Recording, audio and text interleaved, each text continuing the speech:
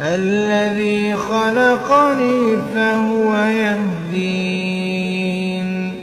والذي هو يطعمني ويسقين وإذا مرضت فهو يشفين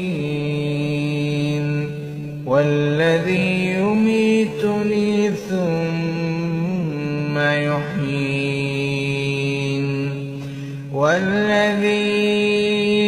أطمع أن يغفر لي خطيئتي يوم الدين رب هب لي حكما وألحقني بالصالحين واجعل لي لسان صدق في الآخرين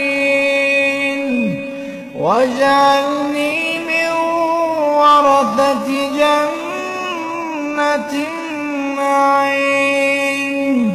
واغفر لأبي إنه كان من الضالين ولا تخزني يوم يبعثون يوم لا ينفع مال ولا بنون إلا من أتى الله بقلب